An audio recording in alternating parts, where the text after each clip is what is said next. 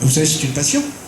Quand on prend un métier comme celui d'égyptologue, vous savez, c'est une véritable passion. Ça commence par une vocation et ça ne s'arrête pas. Enfin si, ça s'arrête un jour quand même. Mais enfin disons qu'en principe, tant que ça peut durer, ça dure. Donc il faut savoir que c'est un métier qui est tellement enrichissant au niveau de la connaissance. Vous savez, c'est fantastique quand même de pouvoir se pencher sur la civilisation égyptienne, donc une civilisation qui a plus de 3-4 000 ans, essayer de mieux comprendre un petit peu les rouages qui ont été ceux dans lesquels justement ont vécu toute une population à ces époques, essayer de mieux comprendre comment s'organisait cette société, comment était ce pouvoir finalement de Pharaon, etc. De voir un petit peu quelles étaient les productions extraordinaires auxquelles sont parvenus les Égyptiens. On se pose toujours encore beaucoup de questions, parce qu'il y avait des savoir-faire, bien sûr, il y avait tout un ensemble de connaissances. Vous savez, l'Égypte a été visitée par beaucoup de voyageurs du monde grec et du monde romain qui étaient en admiration devant ce pays par ses réalisations. Donc c'est un pays, l'Égypte, bien entendu, à travers cette civilisation pharaonique, qui ne peut que nous envoûter et continuer à finalement nous apporter une quantité de richesses à la fois intellectuelle, artistique et surtout de mieux connaître finalement ce qu'a été cette civilisation égyptienne. Donc on ne peut pas s'arrêter. Quand on a commencé à faire le métier d'égyptologue, vous savez, je crois qu'on l'a pour toute sa vie.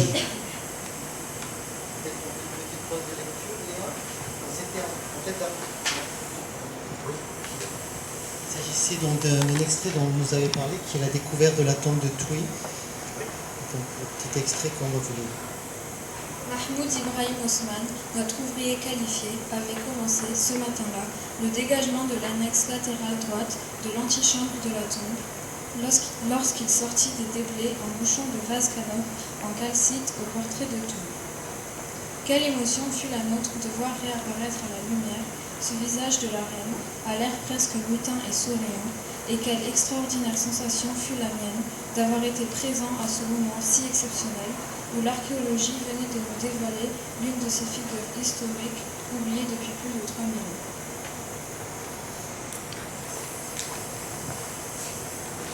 Et oui, c'est justement, on en parlait tout à l'heure, de cette belle découverte qui était vraiment intéressante. Et c'est vrai que voir, vous savez, réapparaître au jour, d'un seul coup, comme ça, pleine matinée, le portrait d'une reine dont on a perdu complètement l'existence, c'est assez fabuleux.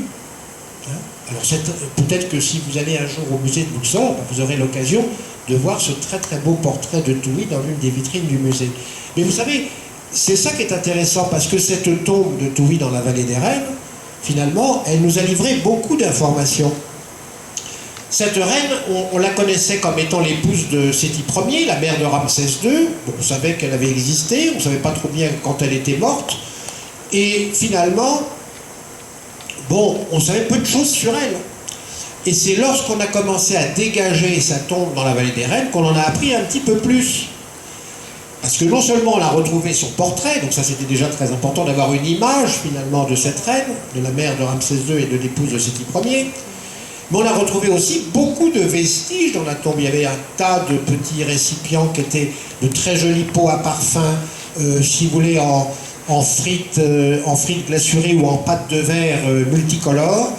Il y avait des quantités de petites bailles en faïence aussi portant le nom de Ramsès II qui étaient très très belles.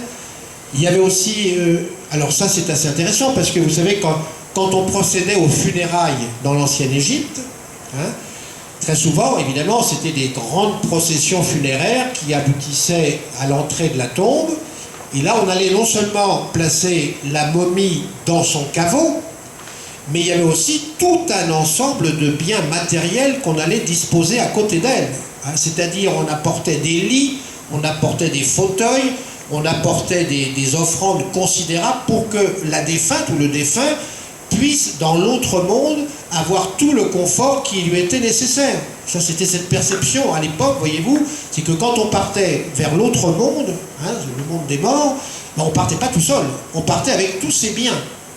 C'est pour ça d'ailleurs que dans la tombe de Toutankhamon, à Luxor, quand on a fait la découverte, quand Howard Carter a retrouvé en 1922 la tombe de Toutankhamon, il y avait un bazar extraordinaire dans la tombe, parce qu'il y avait des lits, il y avait des fauteuils, il y avait une quantité de choses qui appartenaient au roi, finalement, et qui avaient été placées dans la tombe avec sa momie. Dans Touy, on a retrouvé aussi, même il y avait des jarres qui contenaient du vin. Alors bien sûr, le vin n'était plus là, mais c'était des jarres qui avaient dû contenir du vin. Il y avait des pots à parfum, il y avait tout un ensemble d'offrandes et de très très belles choses qui avaient été déposées dans sa tombe.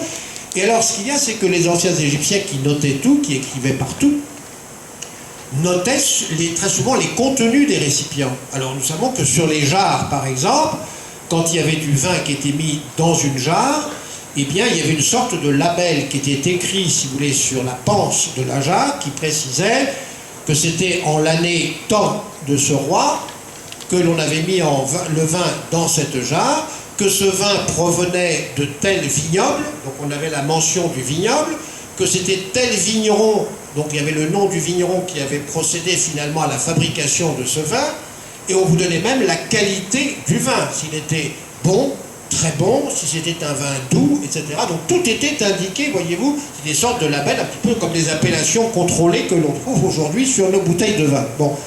Mais ce qui était intéressant, c'est qu'à partir du moment où il y a l'année de règne du roi, ça c'est une indication chronologique tout à fait importante, parce que vous savez que dans l'Égypte ancienne, lorsqu'on fabriquait du vin, il ne se conservait pas. Il fallait le boire assez vite, bien sûr avec la chaleur, donc c'était dans des jarres en terre, donc très souvent on devait le consommer dans l'année. Très souvent on le fabriquait, et puis on l'envoyait à Thèbes, par exemple, lorsqu'il y avait des grandes cérémonies, des fêtes, ou s'il y avait des funérailles, évidemment, comme on sait qu'il y avait un certain nombre de jarres qui partaient vers l'éternité avec la reine ou avec le roi, donc on mettait aussi ces jarres dans les tombes, et il y avait l'indication quand même de la mise en jarre. Donc la mise en jarre, c'était très souvent l'année qui correspondait soit à une fête, soit à des funérailles. Alors dans la tombe de Touy, justement, parce qu'il faut revenir à la tombe de Touy, c'est que dans cette tombe, on a retrouvé beaucoup d'étiquettes de jarres. Et justement, sur ces étiquettes de jarres, eh bien, nous avions une mention intéressante, puisque l'année de règne de Ramsès II était celui de l'an 22. On avait donc une étiquette de jarre placée dans la tombe de Touy, mentionnant l'an 22 de Ramsès II. Qu'est-ce que ça nous donne ? Ça nous dit que la mère de Ramsès II n'est pas morte avant l'an 22 de son fils. Ça, c'est quand même déjà extraordinaire. Ça veut dire que finalement, Touy avait survécu à son époux, à Séti Ier, et qu'elle avait donc finalement partagé déjà toute une partie du règne de son fils, puisqu'elle ne meurt pas avant l'an 22, puisque les jarres sont mis dans la tombe en l'an 22. Donc, elle a dû mourir peut-être en l'an 23, mettons. Ça veut dire aussi qu'elle était présente, elle était encore vivante au moment où il y a eu le traité de paix qui a été signé entre Ramsès II et le monde hittite. Donc deuxième information tout à fait aussi intéressante. Et d'ailleurs qui a été confirmée quelque temps plus tard par la découverte finalement de lettres, alors là, qui ont été découvertes dans le monde syrien par des archéologues syriens, de lettres qui étaient écrites en akkadien, donc avec des petits clous, vous savez, c'est l'écriture cunéiforme, et qui faisaient allusion à des correspondances échangées entre Touy et la reine, l'épouse d'Hattushili III. Hattushili III, c'était le roi qui a traité la paix avec Ramsès II en l'an 21 du règne. Donc ce qui montre qu'il y a eu une correspondance diplomatique, voyez-vous, échangée entre les cours royales d'Égypte et de Syrie, et que, en fait, les épouses ou les mères royales eh bien, participaient à ces échanges de félicitations au moment du traité de paix. Et bien, il y avait une lettre justement de Touy. Donc, ce qui montre bien, voyez-vous, que Touy était encore vivante en l'an 21 et que les éléments qu'on avait retrouvés dans sa tombe nous apportaient des confirmations qu'elle n'avait pas dû mourir avant l'an 22 ou l'an 23 du règne de Ramsès II. Donc, voyez-vous, parfois des petits détails, des petites découvertes, parce que ce sont des morceaux de poterie sur lesquels sont écrits quelques lignes de texte, eh bien, nous apportent beaucoup plus à la connaissance de l'histoire de l'Égypte ancienne, comme je vous disais tout à l'heure, que très souvent un très beau masque en or, qui fait une très belle figure dans un musée, mais qui, en revanche, ne nous précise pas grand-chose, finalement, sur une séquence de l'histoire égyptienne. Dernière question.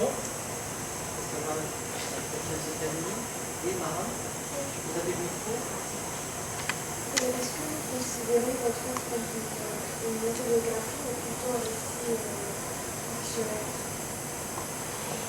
Alors, je ne vais pas le considérer comme un livre professionnel. Parce que si ça avait été un livre purement professionnel, je ne serais pas rentré dans un certain nombre, si vous voulez, d'événements qui concernent l'Égypte d'aujourd'hui ou l'Égypte d'hier.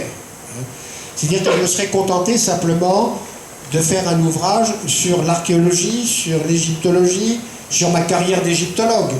Alors c'est vrai que dans ce livre, ma carrière d'égyptologue, elle a une part, bien entendu, mais ce n'est pas la seule. Et c'est peut-être d'ailleurs, je pense, ce qui fait un petit peu peut-être la différence avec un certain nombre d'ouvrages qui sont purement des ouvrages autobiographiques, c'est-à-dire qui ne parlent que de une personne, qui très souvent d'ailleurs ont tendance plutôt même parfois à glorifier la personne. C'était pas mon but. Moi, mon but, c'était surtout de pouvoir raconter un petit peu comment j'avais vécu toutes ces années ou ces décennies en faisant ma carrière d'égyptologue, bien sûr, tous ceux que j'avais rencontrés au cours de ma vie. Ça, c'est tout important aussi de faire allusion un petit peu à des personnages qu'on croise au cours de sa vie, que ce soit parfois les grands de ce monde, par exemple, des présidents de la République ou autres. Finalement, c'est toujours intéressant d'avoir des contacts avec finalement toutes ces personnalités, de voir un peu comment ils réagissent par rapport à l'archéologie, par rapport à l'égyptologie. Hein, ils sont pas tous, leurs réactions ne sont pas toutes les mêmes, hein, d'ailleurs. Et puis, il y avait aussi, surtout, toute cette vie quotidienne de l'Égypte d'hier et d'aujourd'hui. C'est ça qui m'a aussi intéressé, parce qu'elle avait sa place dans ce livre. Je crois que quand on est égyptologue, vous savez, on ne doit pas simplement se contenter de regarder les vieilles pierres. C'est bien, évidemment, d'étudier un monument.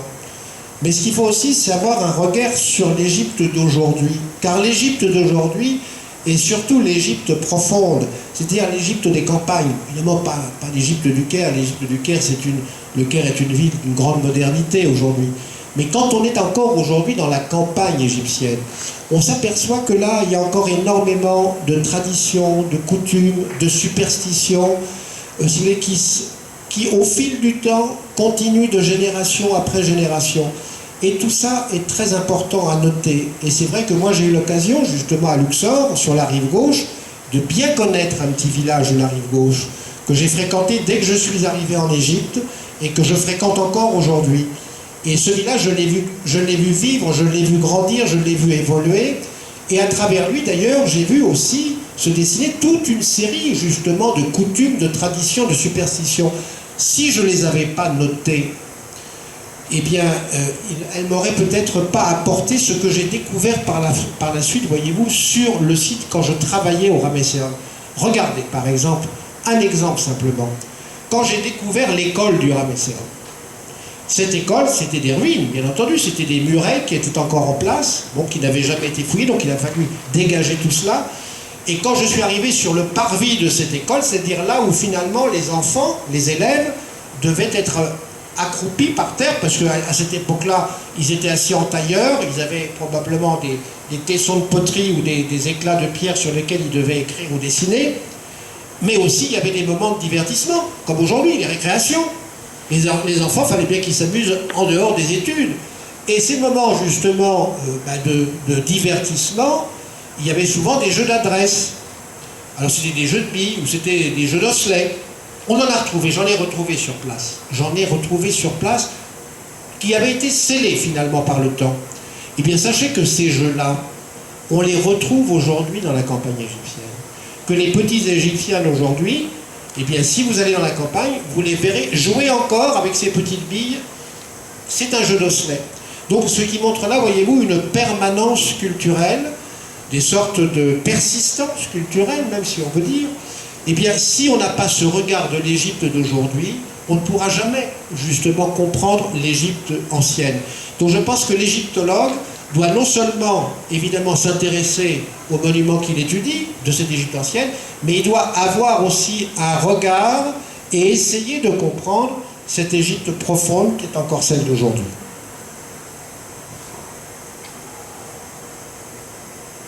On va s'arrêter peut-être parce qu'ils aillent peut-être manger. Encore une question ici? Comment vous faites pour éviter les vols? Comment vous faites pour éviter les vols? Les vols. Des antiquités? Alors, comme je vous dis, en principe, les antiquités, alors au fur et à mesure des jours de fouilles, par exemple, nous avons sur le site un magasin. Donc, qui permet déjà de stocker les découvertes du jour dans ce magasin. Ce magasin est fermé à clé en fin de journée, et il y a des gardiens qui sont là, de toute façon, les gardiens du site. Vous savez que les sites archéologiques sont gardés jour et nuit. Hein, il y a des rondes de gardiens donc, qui sont chargés, qui ont la responsabilité du gardiennage des sites archéologiques.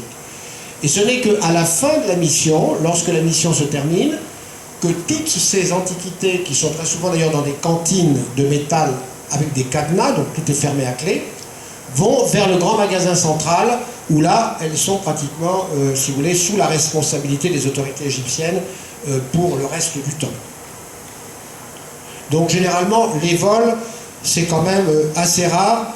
Vous savez, il y a eu des vols, bien sûr, surtout après la révolution de 2011, parce qu'il faut savoir que justement les gardiens, comme les policiers, n'avaient plus la surveillance de ces magasins, et c'est comme ça très souvent que les sites ou les magasins ont été pillés. Mais aujourd'hui, je crois que là, il n'y a pas trop de soucis, parce que là, il y a quand même un gardiennage renforcé, et généralement, les magasins sont sous haute surveillance, puisqu'il y a à la fois des policiers, et très souvent même parfois l'armée qui est là pour, surtout les grands magasins régionaux, même l'armée est présente aux côtés des policiers. Nous allons remercier M. Leblanc pour sa passion.